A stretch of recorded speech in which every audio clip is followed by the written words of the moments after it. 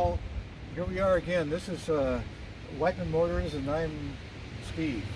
And we have that 1973 Volkswagen thing. I bought this about 2.5 years ago, and it's actually my son's now, and he really enjoys it. It's fun, and I've always kind of liked the things, just because they're pretty stark and pretty primitive and pretty basic.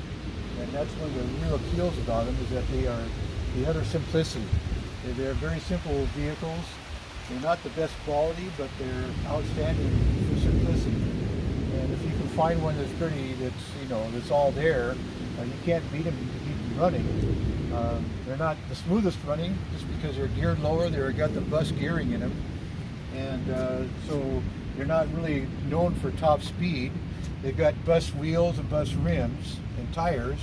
It has more drag on them than a Bug does, and so they're not known to go much over 55 or 60 miles an hour comfortably. And the other thing that's different about the thing is that, because I always appreciated Volkswagens when I was going to college back in the 60s and 70s. I figured that, like most Volkswagens, this would be great on fuel economy. They're not. They do okay for fuel economy, but nothing compared to a Bug. A Bug I could get consistently 30 to 32 miles per gallon. And measuring very carefully, these are lucky if you get 21, 22, 23 range, if you're going to drive it at all regular, which nobody will do now anyway. So, this has the top was replaced before we bought it, and but it's been actually pretty well maintained. But it does have issues with rust that you can see right there, which is pretty common with the thing. Volkswagen Bugs have issues with the floor pan, with rust issues underneath the battery tray. The things are more noted for their rust right down along the rockers, and especially right here in front of the rear fender. And that's fairly common. That's why they have patch panels to repair that. We haven't done that yet because it's actually pretty original, and it's nice to drive, have an original car. And this one has all the original bumpers, and I'm not sure, I don't think this one, I'm pretty sure it has not been repainted. This is the original yellow, which is, I'm a real nut on originality now. I did all hot rodding on VWs, all I wanted to do back in the 70s and the 80s. And now it's nice to find them like this, because you can't find them anymore that are pretty, original. And it's the same thing on this side. It's got the little rust issues here, and it's got the Looney Tunes space guy there. But it's got a different exhaust,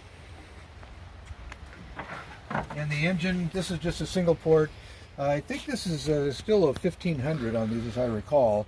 If not, it's a single port 1600, which it's not a tremendous amount of power, but it's all there and it's all original. The carburetor's been replaced. These are noted carburetors, are not known for easy to tune. The early smog carburetors, which were post 1968, 69, 70s, 71 versions, and that's what this carburetor is. It's the smogger carburetor.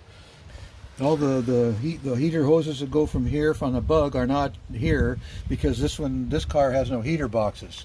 The exhaust was supposed to come out here of these holes.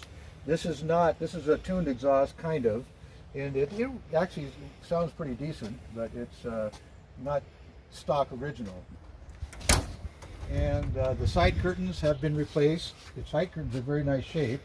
The seats, these seats have been recovered. Somebody did a custom job on them. They're really nice seat covers, very thick. Most VW seat covers at this era on this particular car, because this car was made in in Mexico. It's a Mexican car. It's made in Mexico. So where they did a lot of the VW Bugs up until 1980. So the dash is the epitome of simplicity. You can on a Bug, you can get to your dash from inside the trunk. On this one, you have to go from underneath and underneath from the floor to work on anything underneath the dash. But it's got a folding windshield right there. You can pull these when you get the top down. You pull the levers here, and the windshield folds down flat. So this was the offshoot of the World War II German. They called it the German Jeep back then. But this is what the newer version of. They only made these things for 2 years in '73 and '74. So, especially for import and exporting into the United States. So, but it's in the front.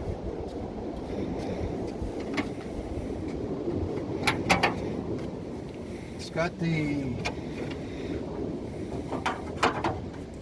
trunk with that's the gas heater there, the Everspacher gas heater.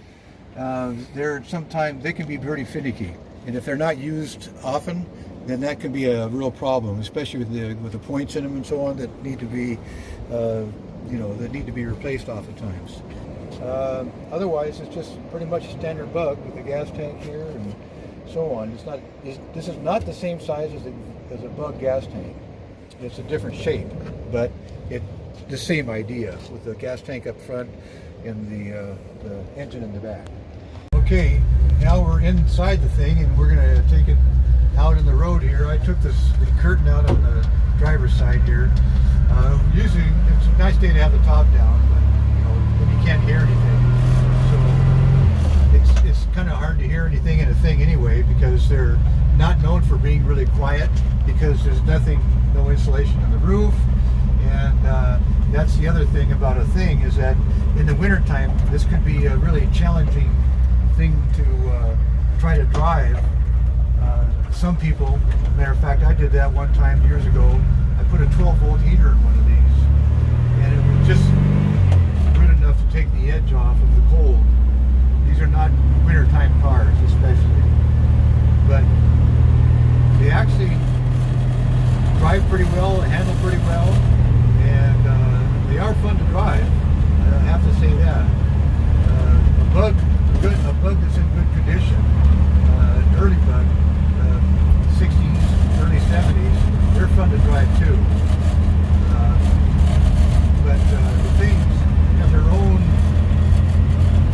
quirkiness, if you want to call it that, which makes them you can really appreciate what they are. They definitely get a lot of attention wherever you go. You go any place where the people always pay attention to it. You don't want to leave a thing outside. They don't appreciate that at all. But they do not do well. They have a tendency to wander in high winds, especially if you get caught going over a tall bridge.